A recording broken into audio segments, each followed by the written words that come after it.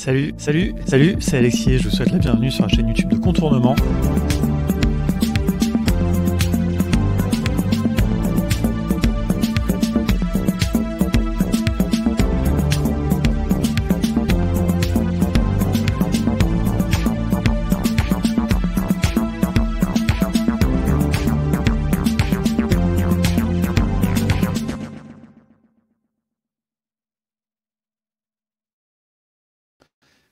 Bonjour à toutes et à tous, bienvenue dans cette nouvelle édition de la matinale des Ops. Je suis très content de vous retrouver.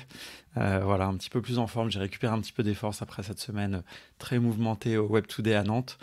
Salut Arnaud, salut Joe Black, salut autre Arnaud, salut Carole. Voilà, écoutez, ça me fait très plaisir de vous voir. Voilà, salut Matt également. Eh ben, écoutez, on va passer une petite heure ensemble. Aujourd'hui, on va parler, comme d'habitude, on commence par notre petite séquence de veille, Product Hunt d'abord, et puis les outils no-code.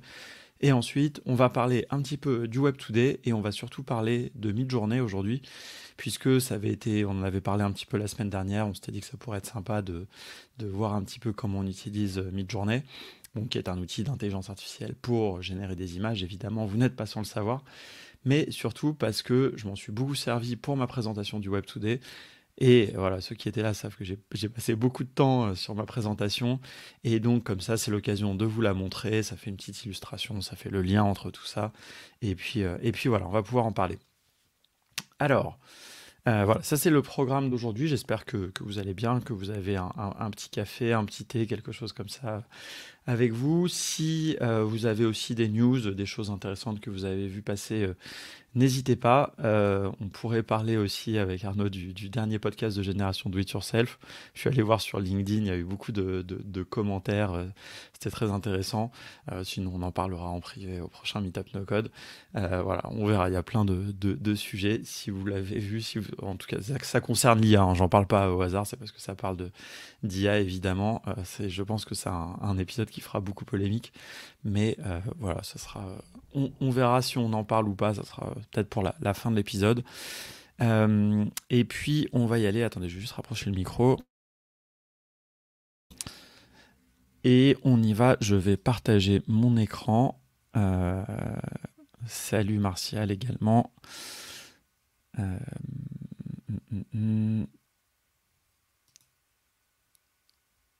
Alors, attendez, je me suis perdu dans mes fenêtres. Ne vous inquiétez pas. C'est bien celle-là. Et donc, on se retrouve sur Product Hunt. Voilà, comme d'habitude. Alors, alors, je sais pas ce qui est le mieux, en fait, parce que cette vue-là, elle est peut-être pas mal, sinon celle-là. Non, mais celle-là, elle est peut-être mieux, en fait, en réalité, quand même, d'être sur le côté. C'est pas grave, c'est un peu plus petit, mais en vrai, bon, c'est pas non plus si intéressant. Salut à toi, Skyo, 60 également. Ça fait plaisir de voir tous ces habitués. J'ai eu l'occasion de rencontrer pas mal de gens, du coup, à Nantes, qui regardaient la matinale aussi, donc c'est très cool, la matinale, et puis les autres choses qu'on fait chez Contournement, donc c'est assez chouette.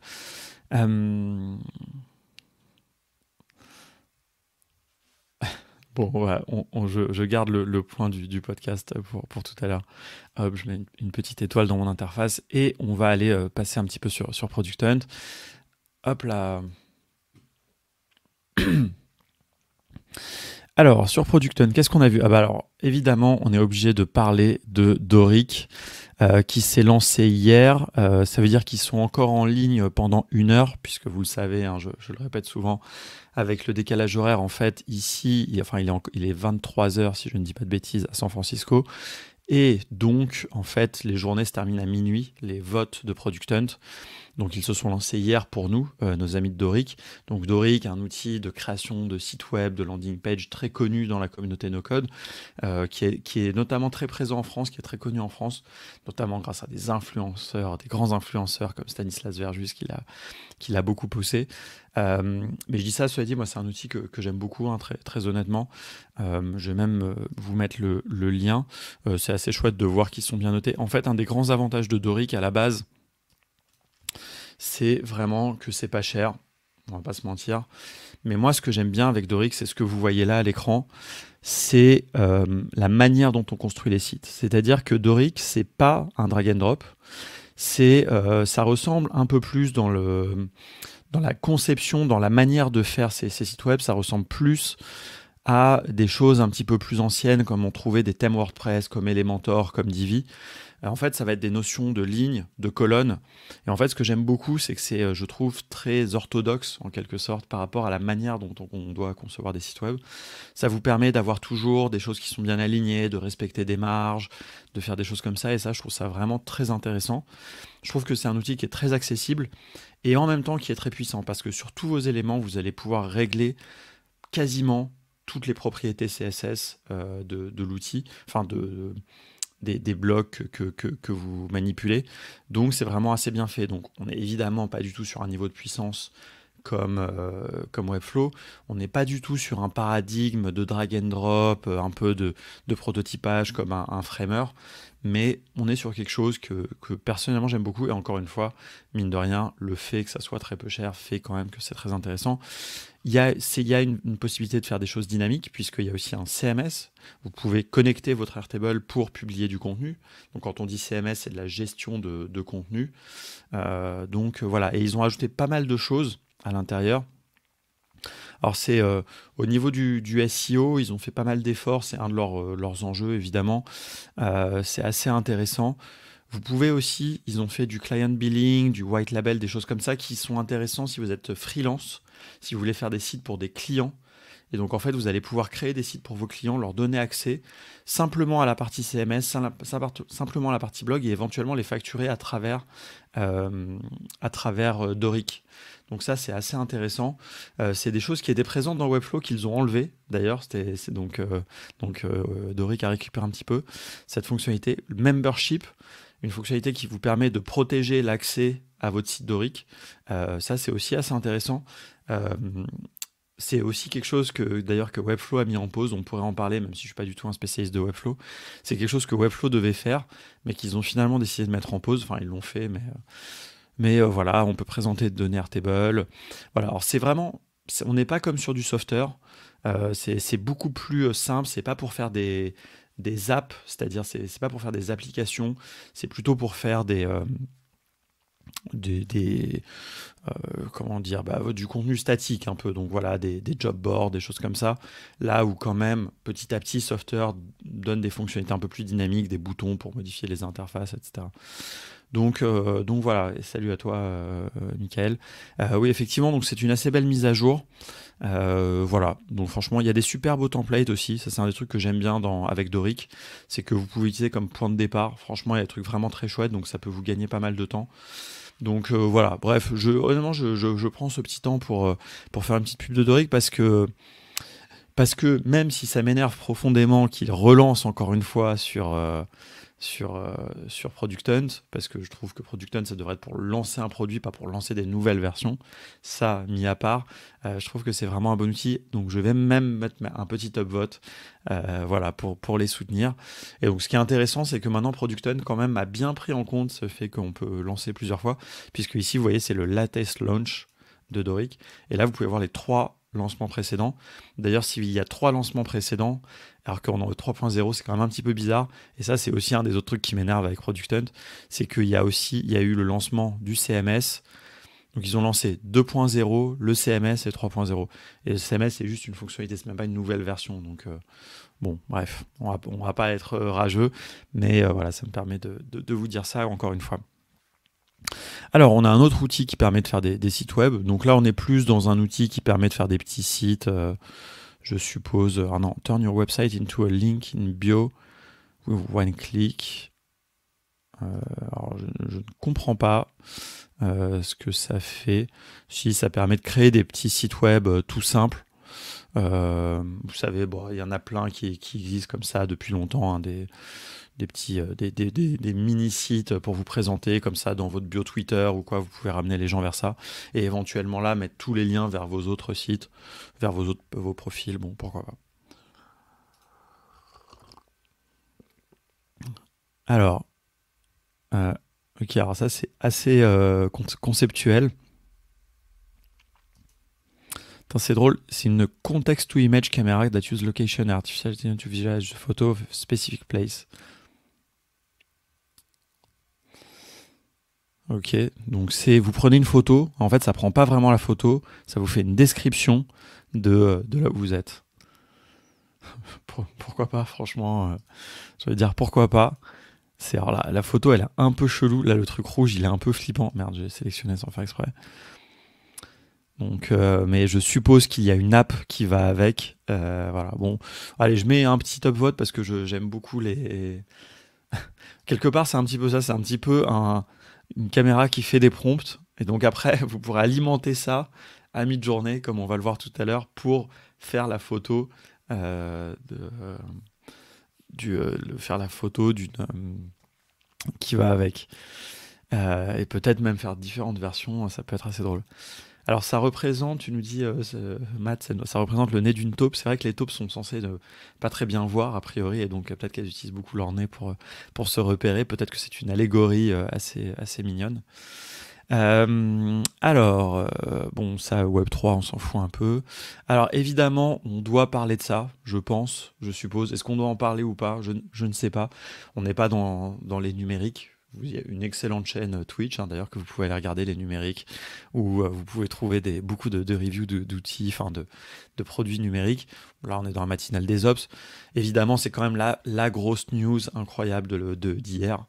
C'est le casque de réalité augmentée, pas de réalité virtuelle. Alors même s'il permet de faire de la réalité virtuelle, je crois, mais c'est plutôt de la réalité augmentée, c'est-à-dire qu'on voit à travers. Voilà. Et donc il a l'air beaucoup plus léger que le Quest, que le Quest 2, etc. Parce qu'ils ont déporté la batterie. Ils ont probablement eu raison de faire ça d'ailleurs, parce qu'il est du coup probablement beaucoup plus agréable. D'ailleurs, le truc derrière, ça a l'air assez agréable. Moi, j'ai un Quest 2, donc voilà. Alors ça a une tête de masque de ski, je le reconnais, mais quand même, c'est un peu mieux moi je trouve que c'est un peu mieux que le Quest 2, qui est quand même assez, enfin les Quest, les Oculus, hein, évidemment, qui sont vraiment hyper massifs.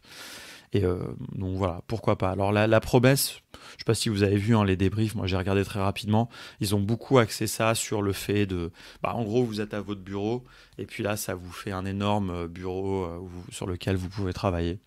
Donc à voir. Salut Sam, voilà, que j'ai eu l'occasion de rencontrer aussi à Nantes, c'était très cool. Alors on parle de VR, parce que c'est dans Product Hunt, hein. J'avoue, sinon j'aurais pas forcément amené le sujet dessus. Mais je vais pas en parler plus que ça. Si on y voit des usages, évidemment, de productivité, alors ils ont beaucoup parlé d'ailleurs, ils ont beaucoup utilisé le mot productivité apparemment dans la présentation. Voilà, mais si on peut brancher ça à des outils no-code, je ne manquerai pas de vous le faire savoir et on en parlera. Cela dit, il coûte 3 500 $, enfin il coûtera 3 500 $ quand il sera disponible, donc je ne pense pas que je me le procurerai rapidement, mais voilà, on verra. Et salut Lorraine également. Bon, alors, des prompts pour le SEO, on s'en fout un peu. Des idées de start-up, on s'en fout aussi vraiment. Un client de ChatGPT, ok, bon, pourquoi pas. C'est vrai que, est-ce qu'il y a des gens ici qui ont des iPhones et qui ont pu tester l'application mobile ChatGPT? Ça, j'avoue que je suis assez curieux. Moi, je me suis fait un raccourci tout simplement sur mon téléphone. Mais bon, régulièrement, il faut se reconnecter et tout, donc c'est un peu pénible. Mais je pense que l'utilisation de ChatGPT en mobilité, malgré que ça paraît un petit peu bête dit comme ça, je pense que c'est quand même assez pratique parce que moi, ça m'arrive régulièrement de vouloir écrire des choses. Et notamment dans la version mobile, maintenant, on peut utiliser aussi les plugins, donc c'est quand même pas mal. Voilà, bon écoutez, on va s'arrêter là. Je pense qu'il n'y a rien de bien intéressant, j'ai l'impression, aujourd'hui. On a eu le plus intéressant avec Doric, évidemment. Et salut Lilian également qui nous rejoint. Bon, bah voilà, écoutez, on s'arrête là. Et puis, on va passer dans notre petit tour des... Ah, l'appli prend Whisper, c'est-à-dire que donc on peut parler à l'appli, j'imagine. Ça, c'est vrai que ça serait hyper pratique. D'ailleurs, c'est quelque chose que pas mal de gens avaient fait grâce à la fonction raccourci. Il y a pas mal de gens qui s'étaient programmés de pouvoir parler à leur iPhone et puis que ça en fasse une requête OpenAI et puis que ça leur donne la réponse. Mais c'est vrai que c'est mieux si ça le fait directement dans le contexte du chat, ça sera quand même beaucoup plus facile. Effectivement, voilà. Je vous ai déjà parlé pas mal de fois de AudioPen que j'utilise beaucoup maintenant pour prendre des notes vocales retranscrites par intelligence artificielle. Donc, moi, j'aime bien l'idée, effectivement, de pouvoir parler à mon téléphone. Alors, j'essaye de pas trop faire de vocaux parce que on en a déjà parlé plein de fois, mais j'aime bien faire des vocaux, mais par contre je trouve ça hyper chiant à regarder, donc j'essaye de pas trop imposer ça aux gens. Par contre, je trouve que c'est assez intéressant la possibilité de faire des petites notes vocales qui sont transcrites en texte et éventuellement ensuite les coller et les envoyer à quelqu'un. Donc voilà, et là pourquoi pas en passant par ChatGPT. Bon voilà, il y a plein de niveaux là-dedans. Donc voilà. Et salut Elodie qui vient de s'abonner à la chaîne, bienvenue. On a eu l'occasion aussi de se rencontrer à Nantes. C'était très cool, Elodie qui a fait notre bootcamp. Donc voilà, bienvenue dans la matinale. Bon allez, on arrête sur Product Hunt, on va vite fait parler de nos outils préférés, de nos outils no-code préférés.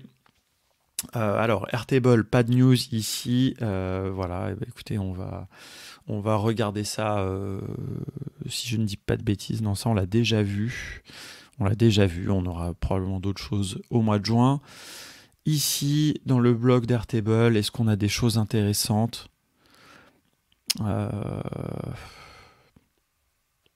J'ai l'impression qu'il y a... Alors c'est marrant parce que quand même, Airtable, leur blog, alors je le trouve très très joli, très bien centré. J'aime beaucoup d'ailleurs l'identité graphique de ça. Mais par contre, leur blog, je trouve qu'il est très auto-centré sur Airtable. Alors, ce qui n'est pas forcément un mal, hein, vous me direz. Mais en termes de stratégie, je trouve que c'est pas forcément pertinent. Si on compare avec le blog de Zapier, je trouve que le blog de Zapier, ils sont très malins parce qu'ils font beaucoup de choses autour de la productivité au sens large. D'ailleurs, ça c'est intéressant. Donc, par exemple, les meilleures applis mobiles pour scanner et faire de l'OCR sur des documents, ça je suis assez curieux. C'est un usage que je trouve assez intéressant. Adobe Scan, Apple Note. Tennis Scanner a pas mal de choses. Google Lens, c'est vrai que Google Lens, on l'oublie, mais permet de faire de l'OCR, c'est-à-dire lire du texte et puis le transcrire. Et donc après, ce qui est intéressant, c'est de voir comment toutes ces applis se connectent potentiellement. Donc on peut supposer que tous ceux qu'ils ont pris peuvent se connecter à Zapier. Donc ça c'est quelque chose qui est assez pratique. Vous faites une photo, vous faites de la lecture et ensuite vous récupérez ça dans une base de données, Airtable ou quelque chose comme ça. Bon, on va pas pousser ça, mais...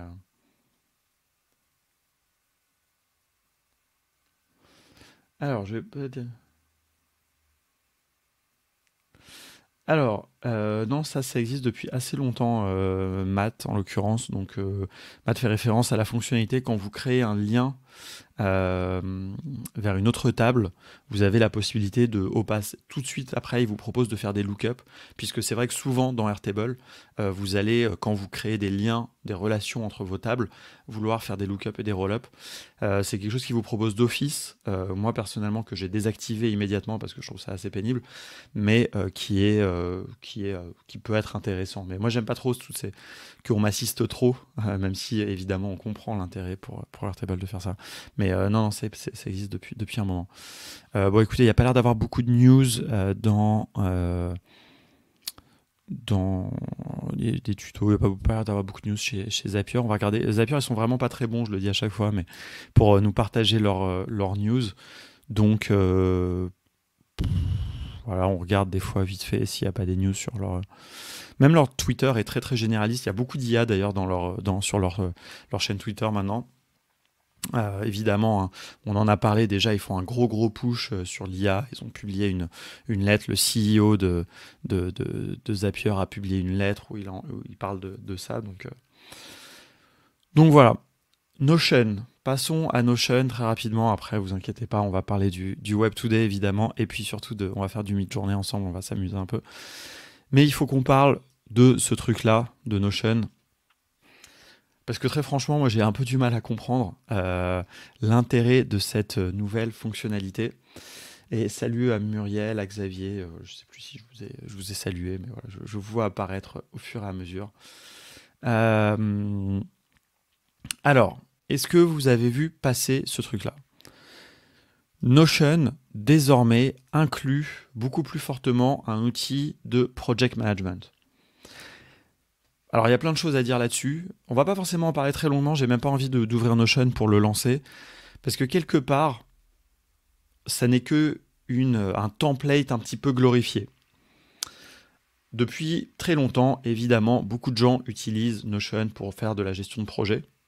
Je pense que ça ne vous aura pas échappé. Si vous le faites, n'hésitez pas à le dire dans le chat. Nous, on le fait chez Contournement. On utilise énormément Airtable, mais tout ce qui est la gestion de projet, la gestion des tâches, la gestion de notre contenu aussi éditorial, on utilise Notion.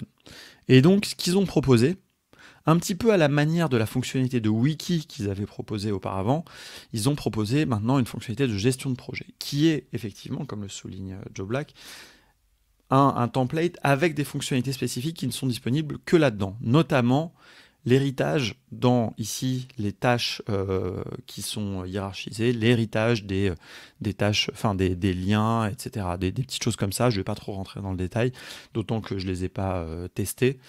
Mais voilà, et donc en fait, leur idée, c'est ça, c'est ce setup out of the box, c'est-à-dire que tout de suite, vous démarrez, et en fait, vous allez avoir du contenu. Et donc, voilà, il y a des choses de sprint planning, il y a aussi cette fonctionnalité-là de Unique ID qu'ils ont ajouté, mais qui est disponible dans les bases de données en dehors. Heureusement, ils ne l'ont pas laissé que là. Alors, apparemment, c'est quelque chose qu'on faisait avec des autonumbers, enfin des formules, des choses comme ça. Mais voilà, ça c'est pas mal. Franchement, c'est une fonctionnalité qui est pas mal, qui est un peu la fonctionnalité autonumber de Airtable. Voilà, ils ont inclus une intégration de GitHub parce que on présuppose qu'il y a des cas où c'est de la gestion de projet de dev.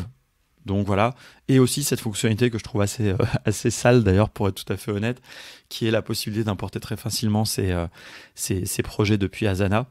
Il y avait déjà une fonctionnalité que je trouvais assez... Enfin, quand je dis sale, c'est de bonne guerre, mais je trouve assez un peu étrange. Il y avait la fonctionnalité d'importer vos notes depuis Evernote dans Notion, et on vous récompensait de 5$ si vous faisiez ça. Et franchement, je trouve ça vraiment assez hostile comme move. Après, c'est le business, hein. Mais voilà, moi je suis un peu trop bisounours. Mais donc voilà, donc là vous avez vraiment, vous pouvez tout pour migrer. Asana qui est un outil de gestion de projet. Et en fait, ça me déclenche une réflexion que je vous partage là, et puis après on passera quand même à la suite. C'est que, alors je ne sais pas si vous utilisez des outils comme Asana, comme Monday, mais moi j'ai observé qu'un outil comme Monday par exemple, propose un outil. Donc c'est des outils de gestion de projet. C'est des outils de gestion de projet vraiment très spécifiques, c'est-à-dire qui vous permettent de faire que de la gestion de projet. Là où Airtable ou Notion vous permet de faire bien d'autres choses. Et donc en fait, ces outils, ils sont très spécifiques, et on remarque au cours du temps, là depuis 4 ans, j'ai remarqué qu'ils devenaient de plus en plus flexibles. Monday a ajouté des bases de données, des automatisations, quelque part pour tendre vers Airtable. Monday, ça ressemble plus à Airtable, on va dire, que à Notion. On a des outils aussi comme ClickUp, qui ressemblent pas mal à Notion. Et donc vous voyez qu'en fait, les outils de gestion de projet deviennent de plus en plus flexibles pour se rapprocher des outils que je vais qualifier de no-code. Mais dans l'autre sens, très bizarrement, je trouve, pour Notion se tourne plus vers un outil de gestion de projet. Et là, alors, heureusement, vous n'êtes pas obligé d'utiliser cet outil de gestion de projet. Néanmoins, je trouve ça quand même étonnant. Alors après, oui, on est d'accord, hein, Arnaud, Monday reste un outil de gestion de projet, mais je trouve qu'il tend un peu à être plus flexible. Là, enfin, vous voyez ce que je veux dire, c'est-à-dire qu'ils font des chemins inverses. Donc, je trouve ça assez étonnant. On comprend probablement la logique derrière, c'est-à-dire que ce qui est très difficile quand on a un outil très flexible, c'est de faire comprendre aux gens comment l'utiliser. Et donc là, en fait, on voit que Notion, qui a bâti un outil très flexible, où vous pouvez construire vos propres outils, c'est la valeur forte, c'est ce que nous, on vous apprend à faire dans nos formations. Et là, en fait, ils vous assistent de plus en plus, et du coup, je trouve ça assez dommage, parce qu'en fait, quelque part, ils vous enferment dans une manière de gérer vos projets. Nous, on trouve que c'est vraiment génial avec Notion de faire son propre outil de gestion de projet. Comme il vous plaît, voilà, ça nécessite de un petit peu maîtriser Notion, mais c'est toujours un peu dommage. Nous, on en parle souvent dans la formation, on ne vous invite pas forcément à trop utiliser les templates.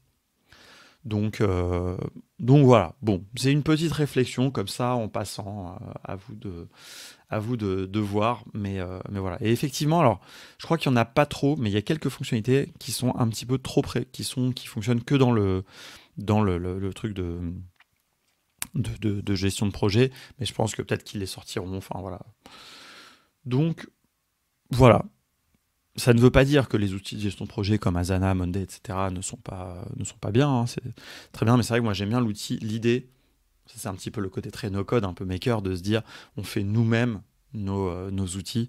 Et voilà, et donc quand je vois ça, bah, je trouve ça un petit peu dommage. Mais bon, voilà, j'arrête ici la parenthèse, passons à la suite.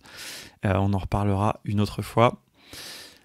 Alors, ici, on a la dernière release note. Donc, il y a une nouvelle release note, si je ne dis pas de bêtises. Celle-là, on ne l'avait pas vue, puisque le 31, oui, c'était le lendemain de la dernière veille. Alors, est-ce qu'il y a des blagues dedans ou pas?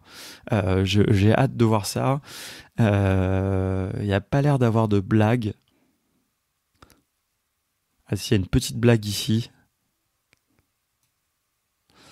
Non, c'est même pas vraiment une blague, d'ailleurs. C'est relativement... Ah, je suis très déçu. Franchement, je suis extrêmement déçu. Donc, donc retenez pour l'histoire qu'il n'y a que le 17 mai qu'on a eu droit à plein de blagues. On a déjà parlé. Vous pouvez regarder les replays des épisodes précédents. On en a parlé. On a même demandé à ChatGPT d'expliquer les blagues. Mais là, il n'y a pas de blague. Donc voilà. Alors, après, dans les news, il n'y a rien que je vois de très intéressant. Donc, je vous laisserai regarder ça. Du côté d'N8N, bon, c'est un peu technique, donc voilà. Bah, en fait, faudrait que je les regarde en avance parce que j'avoue que je maîtrise pas assez N8N pour vite saisir les notes. Donc voilà. Eh bien, passons à notre dernière petite séquence. On va parler du Web Today. Petite, non, d'ailleurs, c'est la plus grande moitié de cette émission. On verra sur quoi on finira. Je me note quelque chose. Hop, Meetup. Hop là. Alors, le Web Today. Donc, il y a des gens, vous étiez pas mal dans le chat comme vous étiez à être là, mais bon, pour ceux qui n'étaient pas là, qui n'ont pas eu la possibilité de venir, vous avez raté quand même un grand moment très sympa. Donc c'est un festival autour de l'innovation et du web. Voilà, donc on a pu, à l'image de Muriel qui a pu rencontrer Xavier et Samantha, on a été plusieurs à pouvoir se rencontrer en physique dans la communauté No Code. C'est vraiment un festival, ça c'est le premier truc que je trouve chouette. C'est que ça va bien au-delà de la conférence, malgré que la journée, il y ait plein de conférences. Il y a aussi un village avec des exposants. Et puis, le soir, il y a de la musique, il y a des food trucks, il y a des choses comme ça. Et donc, c'est vraiment très agréable. Ça se passe sous les nefs de Nantes, donc sur l'île de Nantes. Je ne sais pas s'il y a une photo quelque part. Voilà, ça, c'est le président de la cantine. Attendez, je vais mettre sans le son. On va voir si vous pouvez avoir un petit aperçu un petit peu de à quoi ça ressemble. Alors ça, c'est une vue de dessus des nefs. Voilà, c'est un ancien, j'imagine, une ancienne halle, un truc comme ça. Donc vous voyez, vous avez de la musique des fois. Voilà, vous avez des gens, vous avez plein de gens qui parlent. Donc 12 000 participants cette année. Voilà. Je crois que ça doit être cette année d'ailleurs. Donc peut-être qu'on va voir la tête de... Ah non, ça c'était l'année dernière. Non, je ne sais pas. Bon, vous verrez. Donc voilà, il y a des petites activités. Non, ça doit être cette année avec le stand de la Poste. On va voir, est-ce qu'on va voir les gens de la communauté No Code dans le petit trailer peut-être. Et donc après, il y a des conférences. Il y a énormément de conférences. Il y en a trop même, que j'ai envie de dire quelque part, parce que c'est assez difficile de s'y retrouver. Voilà, il y a des tables rondes très intéressantes. Donc en parallèle, il y a quasiment quatre conférences en permanence. Donc voilà, donc notamment au Stéréolux, qui est une salle de concert. Donc ça, c'est assez cool. Ah oui, non, ça c'était cette année. Ouais, c'est un mélange d'images de l'année dernière. Non, oui, il y a au moins 5 conférences en parallèle. Donc c'est assez intense. Des fois, vous savez pas quoi aller voir. Donc ça, c'est un peu dommage. Évidemment, il fallait aller voir les... voilà. Ah non, mais si, c'était cette année, ouais. Ça, c'était l'année dernière. Ouais, ils ont fait un mélange un peu. Les mecs qui jouent à FIFA, c'était l'année dernière. Voilà, bref, il y a de la musique. Bon, vous avez compris, je pense, un petit peu la vibe. Il y a une fanfare aussi. Ah bah il y a Amandine, là il y a tous les gens de la cantine qui est en train de s'amuser. Carole en train de danser. Voilà, ça c'est des gens de la cantine. Bon voilà, si vous pouvez regarder le trailer à la fin, je vous mets le petit site. Vous pourrez aller vous chercher. Et donc effectivement, ça se passe à l'endroit où il y a les machines de Nantes, dont un extraordinaire éléphant mécanique très steampunk. Voilà. Alors, pourquoi on me propose des vidéos d'Oussama? Ça, c'est très, très dérangeant. Je vais tout de suite changer. Voilà. Alors, le programme, très rapidement. Hop. Voilà. Donc, il y avait plein de choses. Attends, oui. Ah oui, oui, tout est sur la même page en fait, sur les conférences. Bon, bref, je vais pas vous refaire tout le truc, je vais pas faire un débrief complet. De toute façon, j'ai vu plutôt vous montrer ce que moi j'ai fait. Voilà. Donc il y avait en fait la track no code en fait était incluse c'était tech et no code. Donc là, quand vous voyez que c'était cette couleur orange, voilà, c'était principalement non, c'était pas celle-là, c'est celui-là orange. Donc voilà. Donc sur chaque journée, il y avait des conférences. Ici, tuto no-code, il y avait du Flutterflow, donc ça c'était le jeudi, donc il y avait pas mal de no-code le jeudi matin, dont cette conférence extrêmement intéressante, je crois, puisque c'était la mienne. Voilà, donc je vais vous montrer, donc je vais vous partager les slides. Je vais pas vous refaire la conférence, normalement elle a été enregistrée, mais le but c'était de parler des frontières, en fait, de des limites des outils no-code. Donc ce que j'appelle une frontière, voilà, il y avait une frontière, je vous montrerai vite fait sur la présentation, et en fait comment certaines personnes, certains éditeurs no-code, etc., repoussent ces limites avec leurs usages. Et donc moi en fait il y a un truc qui est très important, c'est que je déteste me faire chier pendant une conférence et je trouve ça hyper et parce que c'est très dur, hein, et c'est pas tout le monde n'arrive pas toujours à faire une bonne conférence, et donc il y a plein de choses. Donc il y a il y a le sujet, évidemment, déjà. Il y a, est-ce que le speaker est à l'aise, ou la, évidemment, orateur, oratrice, ses talents. Et puis, il y a la présentation, il y a les slides. Le sujet, alors moi, le sujet, bah, je pensais qu'il était intéressant, puis après, en travaillant dessus, j'ai eu un peu un doute. Je me suis dit qu'en fait, j'arrivais pas vraiment à faire mon idée. Sur mes talents d'orateur, bah, j'avoue que je ne suis pas un grand orateur, je ne suis pas du tout aussi à l'aise que peut l'être Erwan par exemple. Donc en fait j'ai décidé de tout mettre dans les slides. Donc j'ai décidé vraiment de tout mettre dans le doute. Je me suis dit si jamais les gens ne trouvent pas ça intéressant et puis que moi je bafouille, etc., je vais tout mettre dans les slides. Et donc vraiment je vais essayer de faire une super présentation, comme ça au moins les gens ils seront concentrés sur les slides. Et puis si moi je ne suis pas à l'aise, voilà. Mais en fait ce qui est important, un des trucs quand même que j'ai appris après en faisant des conférences, c'est que ce qui est important, c'est d'avoir confiance en soi. Et donc moi, en fait, ça m'a donné confiance en moi, déjà d'avoir des slides dont j'étais content. Ça, c'est le premier truc. J'y ai passé énormément de temps, voilà, mais aussi pour creuser ce sujet. Donc voilà. Alors effectivement, le podcast d'Oussama est très intéressant, ça je vous recommande sur Oussama, pas de lui, est très intéressant. Voilà, et en ce qui concerne ma conférence, elle a été captée, je vous partagerai le replay quand elle sera là. Alors moi déjà, donc ce qu'il faut savoir, c'est que moi je fais mes présentations sur pitch.com. Je ne sais pas vraiment pourquoi, à vrai dire. J'aime bien cet outil. Je le trouve très, très agréable à manipuler. Et donc, je l'ai fait là. Alors, je ne me suis pas connecté sur le bon compte Pitch, d'ailleurs, je me rends compte. Attendez, hop, on va stopper le partage d'écran parce que j'ai pas partagé le bon compte. Pitch, ne vous inquiétez pas, on arrive. Et ça va nous servir évidemment de préambule pour ensuite aller sur Midjourney pour que je vous montre un petit peu comment j'ai fait, mais je suis obligé de vous montrer un petit peu la présentation pour que vous compreniez. Donc ça, c'est normalement la bonne version. Je vais vous partager juste cet onglet d'ailleurs. Ouais, voilà, hop. Donc là, vous devez voir la présentation, je vais la mettre comme ça.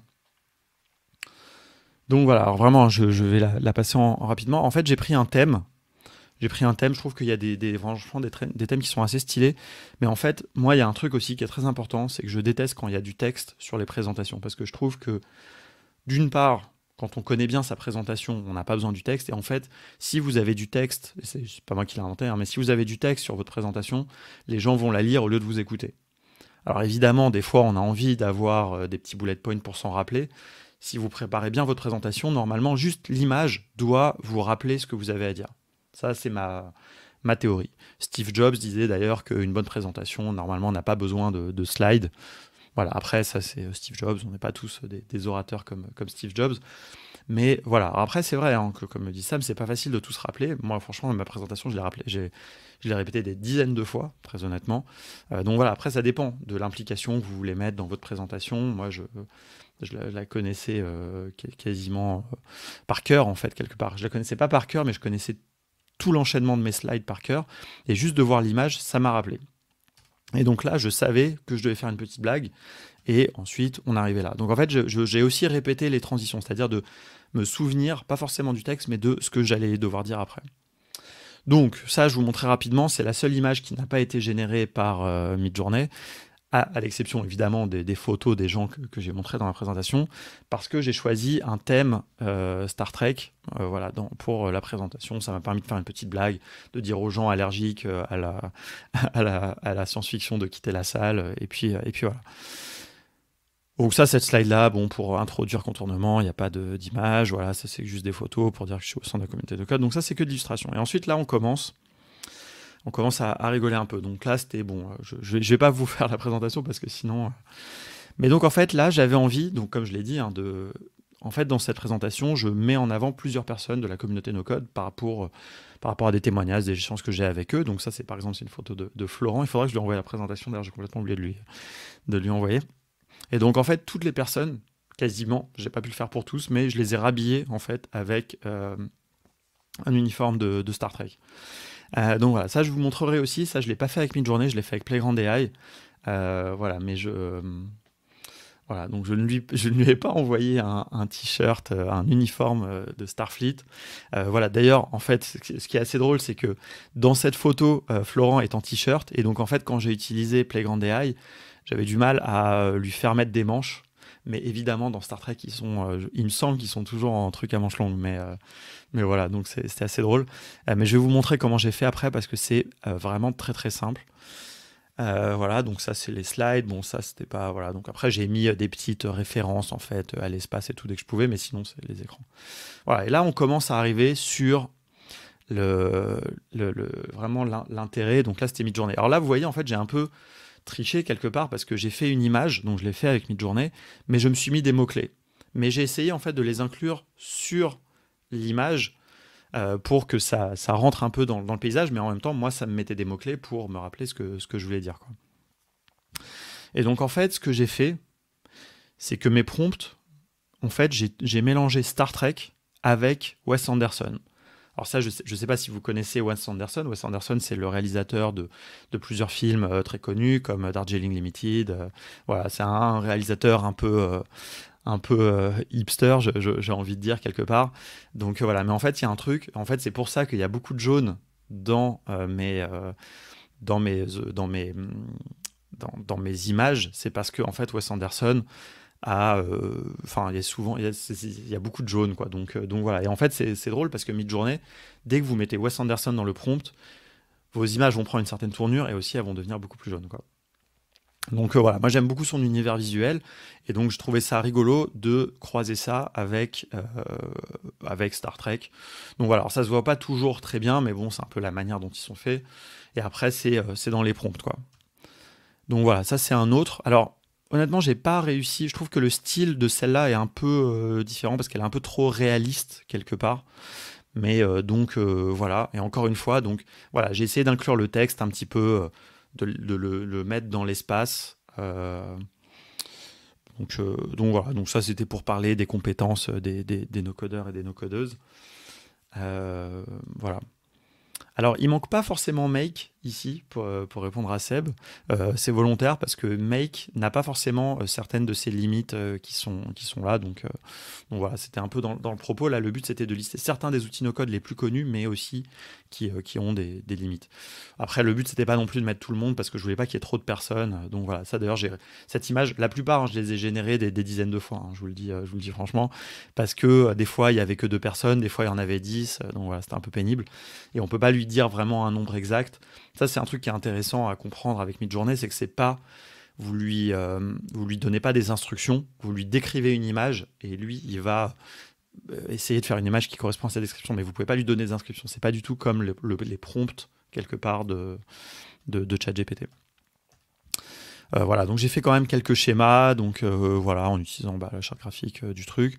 Voilà, l'idée c'était de dire que le no-code, si on évalue la puissance un peu des trucs, voilà, il y a le no-code et puis il y a l'avant-garde. En fait, cette avant-garde, c'est ce que je vais tout développer ensuite dans la suite de la présentation.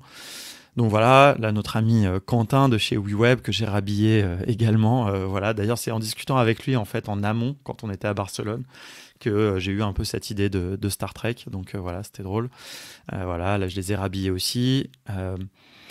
Et puis là après, donc voilà, après j'ai généré des images un petit peu plus aussi conceptuelles pour dire que l'avant-garde fait un pont entre le code et le no-code.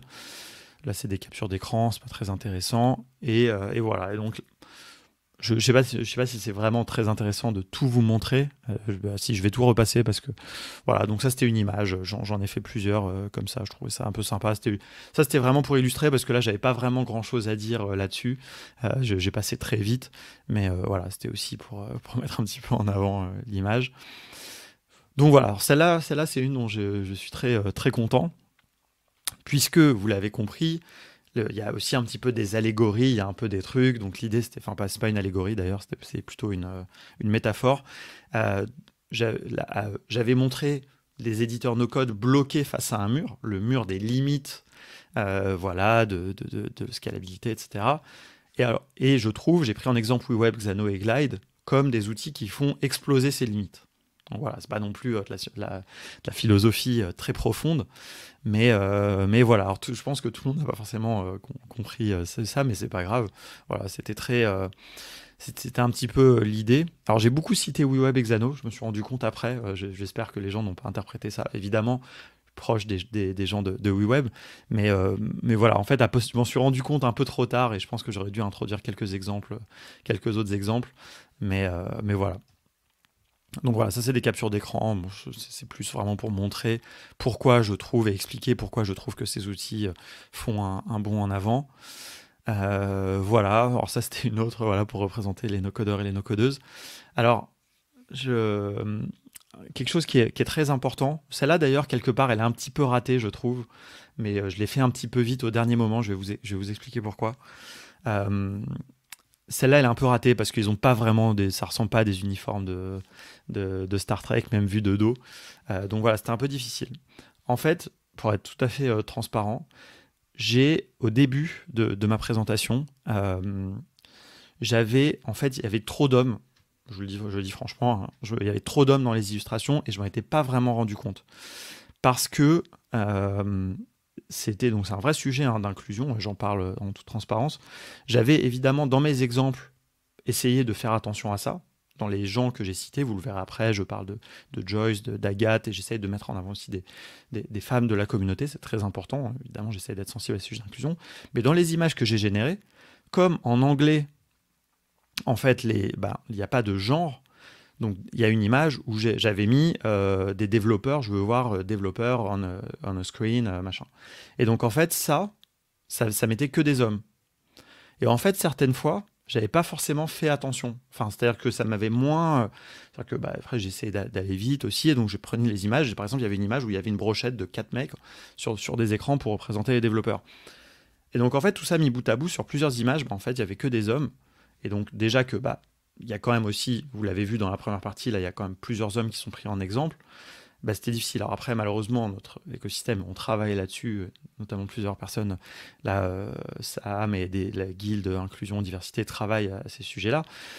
Mais voilà, donc on essaye de contrebalancer. Mais donc c'est vrai que dans les illustrations, et donc on m'a fait remonter ça, hein. Je le dis en toute transparence, j'avais envoyé mes slides et après j'ai montré à quelqu'un qui m'a dit, en fait, tu devrais faire attention parce que voilà, il y a quand même pas mal d'hommes. Et donc, voilà. Et donc, c'est vrai que alors, il y a une partie, c'est un biais d'IA, quelque part.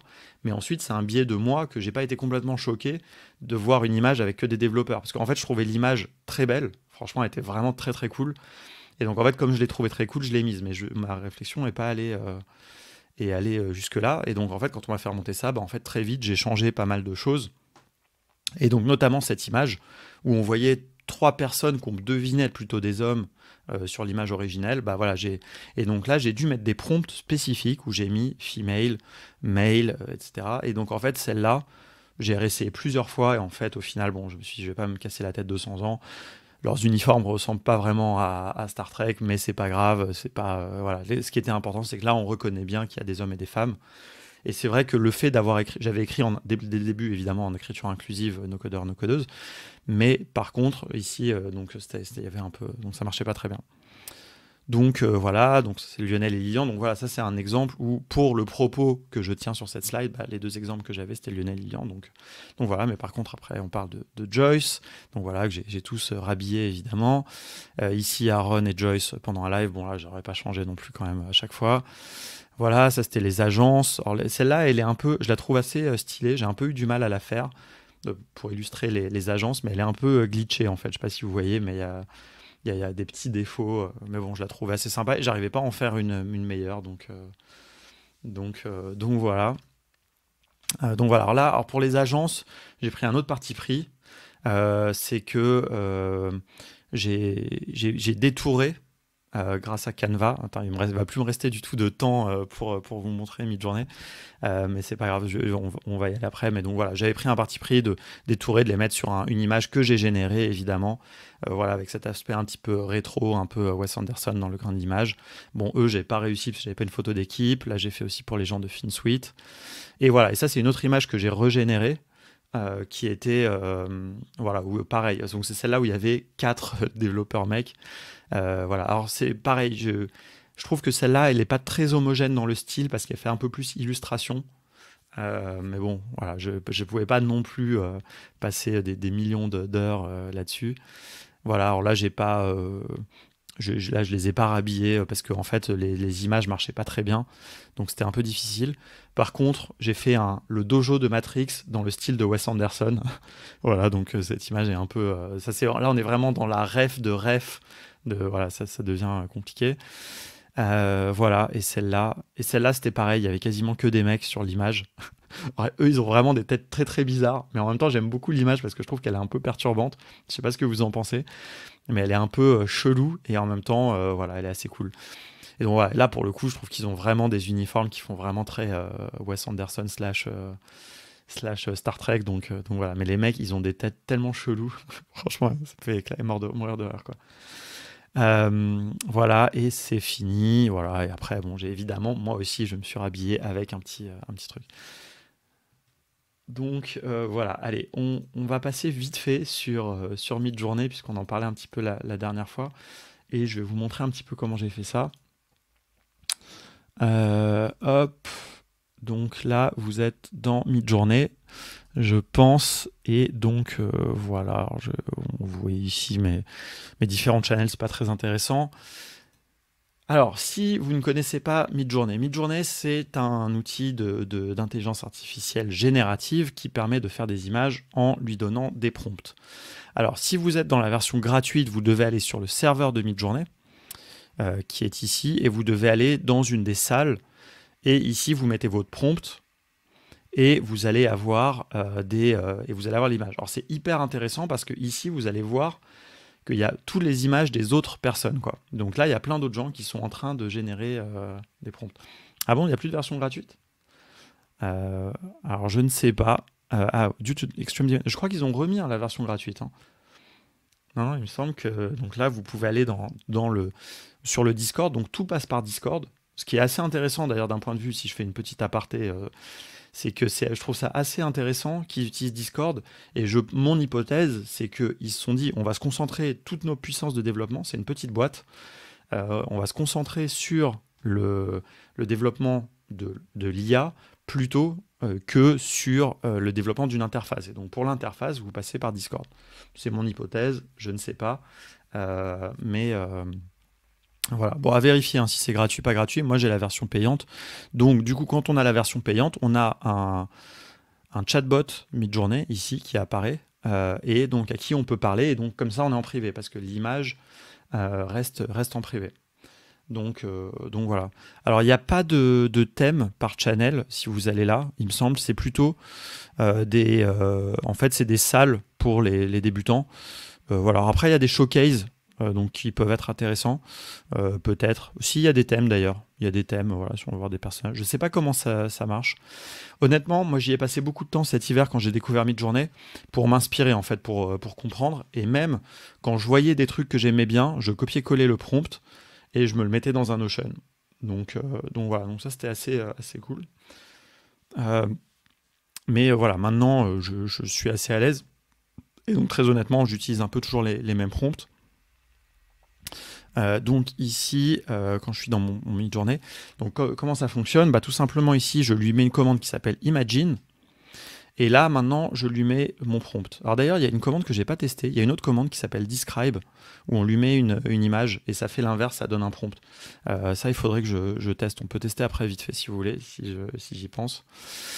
Donc voilà, donc là, typiquement, eh bien, c'est là où il faut dire, donc ce que j'ai fait beaucoup, c'est donc j'ai mis, par exemple, Group of Star Trek Officers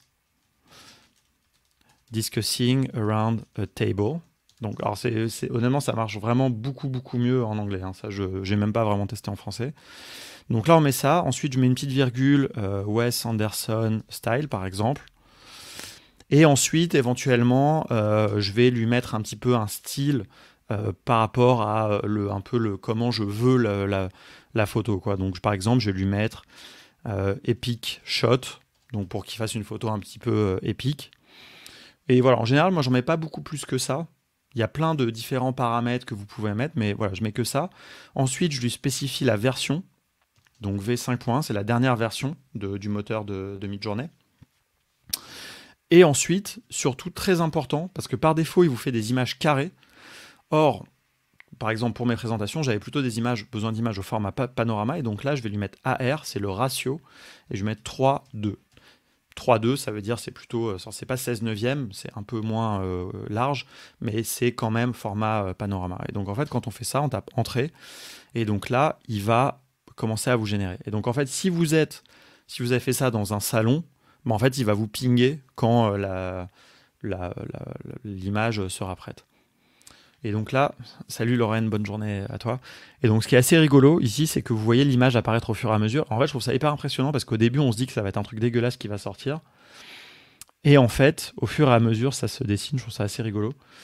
Alors, vous allez voir que très probablement, il n'y aura que des hommes, ou il y aura beaucoup d'hommes autour de la table. Donc ça, c'est vraiment un biais d'IA quelque part important. Mais si vous spécifiez male and female officers, eh bien, ça va corriger ça. Donc là, vous voyez, il n'y a quasiment que des hommes. Il y a une femme derrière, donc ça en dit long hein, quand même sur notre société.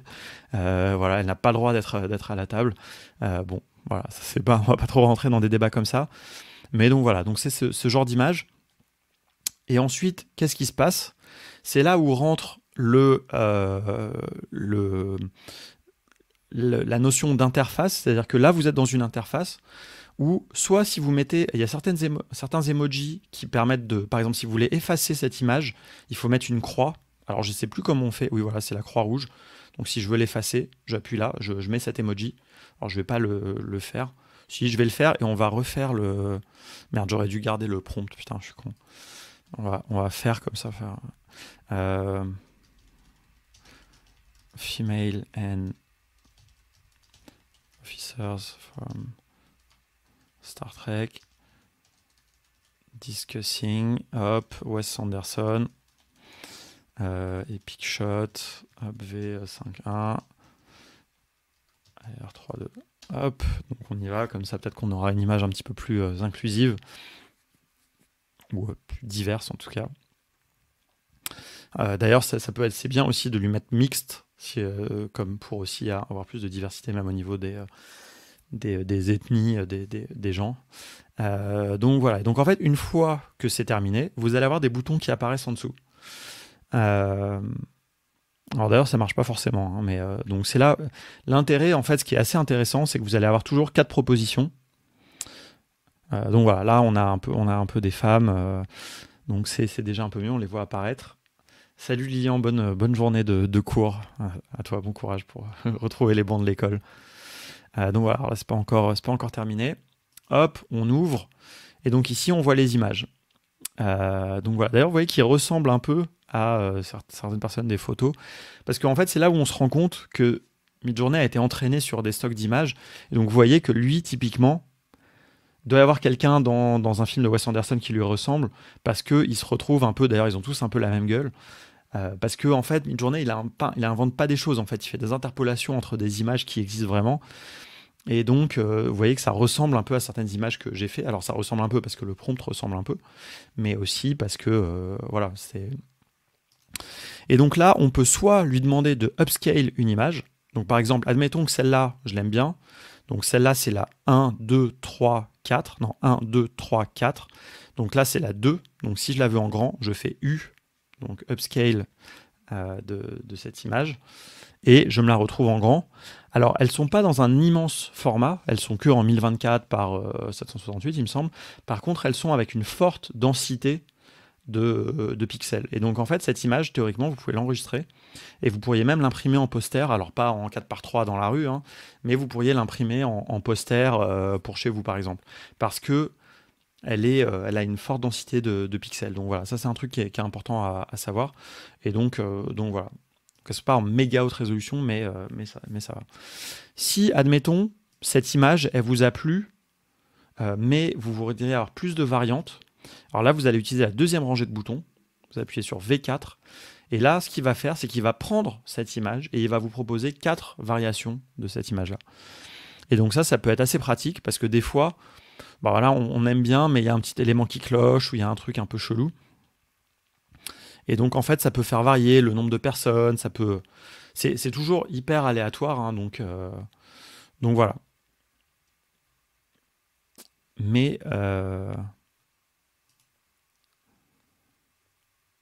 donc attendez, on va... Alors, par contre, ce qui est très important, donc très, très bonne question de maths, on ne peut pas lui demander de faire évoluer une image, malheureusement. Donc ça, c'est un truc qui est assez dommage, c'est qu'on ne peut pas, en tout cas, à ce jour, lui demander, enfin, faire évoluer une image. Donc voilà, donc là, vous voyez qu'il y en a peut-être certaines qui sont mieux que d'autres, et ensuite, vous choisissez celle que vous voulez. Alors, ce qu'on va faire, par exemple, admettons que celle-là, je l'aime bien, mais je veuille effacer ce mec-là. Non, ou alors, attendez, on va faire un autre truc. Qu'est-ce que j'avais fait? Non, je vais vous montrer. Ce que je voulais vous montrer, c'est... Non, à la limite, là, je vous ai montré assez sur Midjourney. Je vais vous montrer peut-être plutôt comment, en 5 minutes, comment j'ai modifié les images de Lilian, etc. Voilà, ça sera un peu plus marrant parce que là, en fait, il n'y a pas grand-chose de plus à vous montrer. Il n'y a que, en fait, quand vous êtes sur une image upscale, ici, vous pouvez faire une variation de cette image-là en repartant de la version, et vous pouvez aussi mettre en favori pour après la retrouver plus facilement sur votre interface web. Parce que voilà, tout ça, en fait, il y a une interface web qui ne vous permet pas de générer des images, mais par contre, vous pouvez retrouver tout ce que vous avez généré. Alors, attendez, on va enlever ça et on va aller rapidement sur Playground AI. Hop là, ici.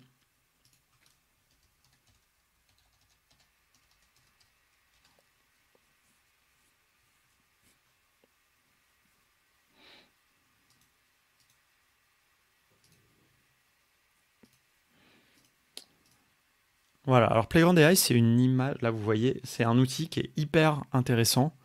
Alors j'ai pas testé Leonardo, j'avoue que j'ai un peu, dès que je trouve un outil, je m'y tiens un peu, mais c'est pas forcément une bonne chose. Et donc là, je vais créer une nouvelle image.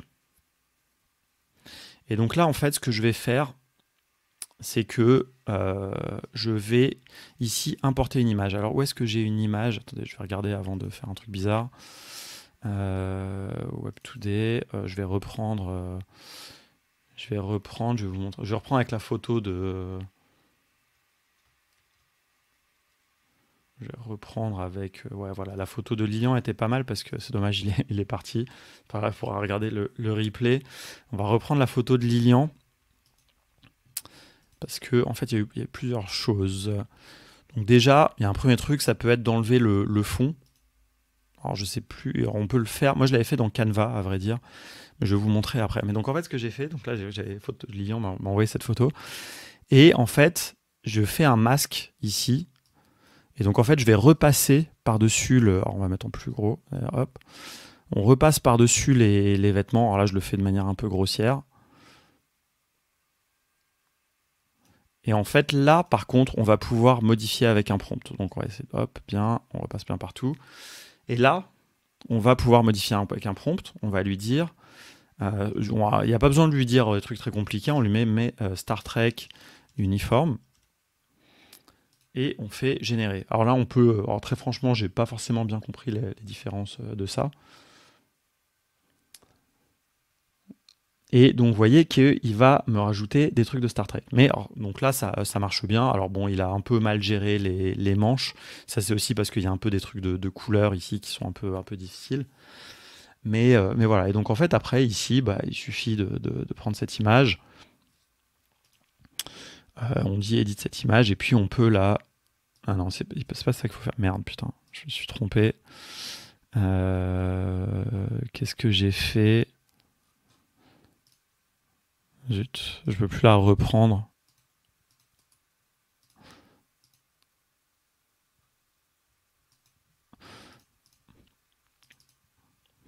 Alors, il y a un truc qui est marrant aussi d'ailleurs, c'est qu'on peut aussi utiliser des fils. Enfin, il y a pas mal de manières de faire. Merde, je commence à faire n'importe quoi, excusez-moi. D'ailleurs, il va falloir bientôt arrêter ce live. Je pense que c'est le signe.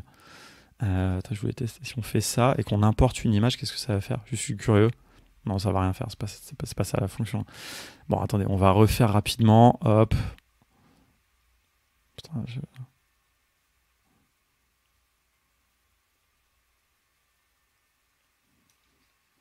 Alors, Photoroom, c'est pas mal pour retoucher, notamment enlever les fonds. D'ailleurs, c'est un épisode de Génération Do It Yourself très intéressant aussi récemment. Ok. Star Trek uniforme. Parce que je voulais vous montrer un dernier truc. C'est la gomme magique de Canva. Que je trouvais marrante. J'espère que Lilian m'en voudra pas d'utiliser son image. Donc voilà. Et en fait, vous voyez, le truc qui est marrant, c'est que à chaque fois, et ça, je pouvais pas laisser ça comme ça évidemment. À chaque fois, il m'a rajouté plusieurs trucs. On fait save. Voilà. Et ici, maintenant, on va ici la télécharger. Et donc, en fait, ce qui est marrant, c'est qu'il me met plusieurs insignes, en fait. Et donc, en fait, ce qu'on va faire... Alors, merde, il faut que je rechange encore de session. On va aller dans Canva, Canva, je sais pas comment on dit d'ailleurs. On n'a toujours pas eu de consensus sur cette information, sur cette... hop, et après, on va s'arrêter. Hop, Canva. Et donc ici, en fait, il y a une fonction très pratique de Canva. Vous pouvez faire modifier une photo. Je prends voilà, Lilian avec son uniforme Star Trek. Et je vais utiliser la gomme magique. Alors la gomme magique, par exemple, il y a ça aussi dans l'appli Android, d'ailleurs, du téléphone. Et donc, en fait, ici, on passe là-dessus. Et on lui dit, vas-y, enlève. Et ça, franchement, c'est assez génial parce que vous voyez que ça fait vraiment un truc hyper clean. Là, pareil, enlève ça. Et voilà, c'est beaucoup mieux parce que quand même, on le sait évidemment, dans Star Trek, ils n'ont qu'un seul insigne. Alors les insignes qui viennent de Playground AI sont un peu chelous, mais bon, ça passe franchement. J'avais pas non plus y passer. Voilà. Alors Xavier, évidemment, qui arrive en retard, a déjà raté, qu'on a déjà parlé, qu'on a évoqué en tout cas cet épisode de Génération Do It Yourself.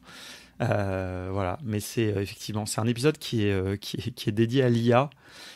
Personnellement, si vous êtes très attaché aux questions climatiques et à l'environnement, à ce genre de choses, je vous recommande de ne pas l'écouter parce que franchement, Laurent Alexandre est quand même vraiment quelqu'un d'assez détestable, je trouve, et qui a des positions extrêmement, je pense, dangereuses pour ce monde. Donc voilà, il faut être vraiment préparé à à être très très trigger. Voilà. Après, sur l'IA, je ne sais pas à quel point c'est vraiment un expert du sujet, mais il dit des choses qui sont intéressantes. Il est dit avec beaucoup trop de véhémence, je pense, pour que ça soit bien fondé. Mais bon, écoutez-les.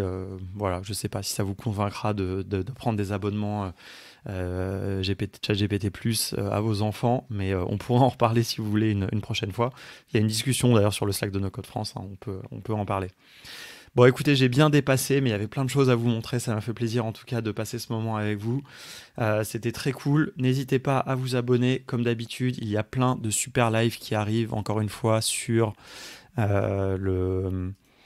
le Twitch de No Code France. Je regarde très rapidement qui est-ce qu'on a. On a à midi, évidemment, c'est le premier mardi du mois, notre ami Julien Mottet qui sera présent pour vous parler de Airtable. Demain, No Code Talk, ça va dire avec Pierre Simonin. Je crois qu'il reçoit Élise, il me semble que j'ai vu passer. Mais je ne me souviens plus du sujet. Il y a le No Code Game jeudi. Et puis, voilà, live sur l'IA. Voilà, vendredi, et puis une émission 100% software pour vendredi. Donc voilà, et pour ceux qui sont à Paris, n'oubliez pas le meet-up de No Code France. On se retrouve au De la Ville Café cette semaine. Donc je serai là, on pourra discuter de vive voix de tous ces épisodes de podcast. Voilà, ça va être très intéressant. Et puis écoutez, bonne journée Carole. Voilà, j'espère que ça vous donnera envie. N'hésitez pas à agrémenter toutes vos présentations, vos sites web, vos projets d'images générés par IA. N'hésitez pas non plus à faire appel à des illustrateurs quand vous en avez les moyens et que vous le pouvez, parce que c'est pas du tout le même travail. Et puis partagez-nous, voilà, si vous avez trouvé des prompts sympas, des choses comme ça. Ça va être très cool. Et voilà, merci à tous. Bonne journée à toutes et à tous. Et je vous retrouverai la semaine prochaine pour un nouveau live. Voilà, et je vous laisse évidemment avec notre petit générique de fin.